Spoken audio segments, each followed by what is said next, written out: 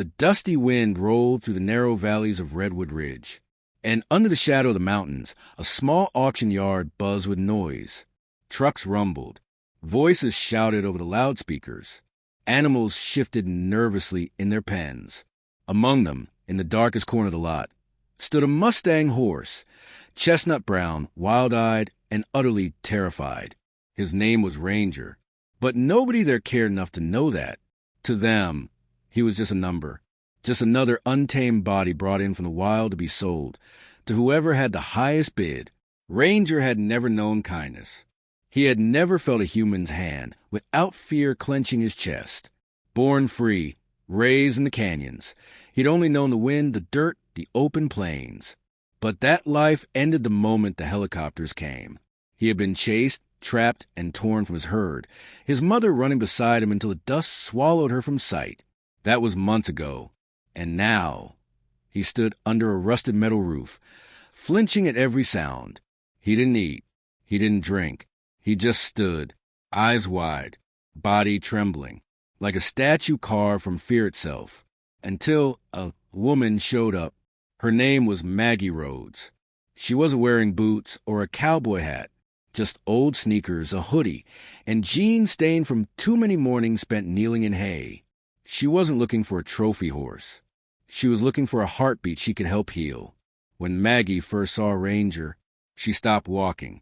Everyone else passed him by. Too wild, they said. Too broken. Dangerous.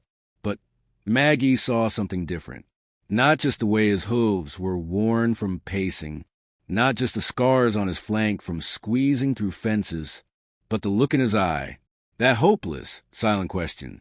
Will this be pain again? Maggie didn't try to touch him. Not right away.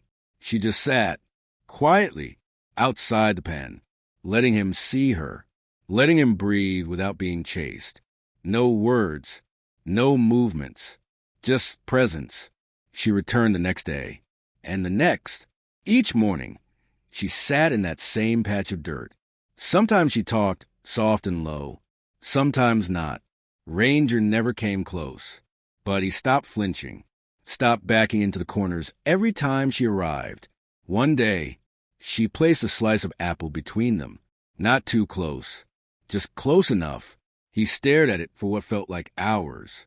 Then, with legs shaking like saplings in a storm, he took one step, then another, snatched it, and galloped back to his corner. Maggie smiled, tears pressing behind her eyes. She whispered, "That's enough for today, Ranger. That's more than enough." A week passed, then two. The auction manager shook his head. "You're wasting time on that one." But Maggie didn't stop coming. She never brought a rope, never brought fear, only apples and patience. Then one crisp morning, Ranger didn't retreat. He stood still, watched her, and for the first time, he reached his nose forward. She didn't move, didn't breathe. And then it happened. His muzzle brushed her hand. Her fingers barely moved, just enough to let him know she was real and she was gentle. That moment, it broke something open, not just in him, but in her too. Maggie knew what had to come next. She scraped together what little she had, every penny, every favor. The day of the auction arrived. Trucks backed in. Loudspeakers roared. Boots pounded the ground. Ranger's eyes darted with panic. But this time, when Maggie appeared, he didn't run. She stood at the rail as they read his number. Lot 76. Mustang stallion, untrained, 5 years old. Starting at 300. Do I hear 300? 300, 275, 250. Silence. Then Maggie raised her hand. 250. The auctioneer called.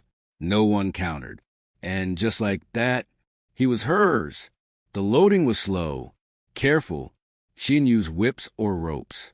She just waited. And Ranger, though scared, followed her voice. They drove out a canyon, past the auction yard, and into something entirely new. A ranch tucked between two mountains, quiet and kind. His new home. The first days were hard. Maggie never forced anything. She sat with him in the field, sometimes reading aloud, sometimes crying when no one could see, because she knew fear too. Not the wild kind, but the kind that lingers in your bones when people have hurt you. Maggie had lost her own brother the year before. He had been just like Ranger, closed off, running from a world.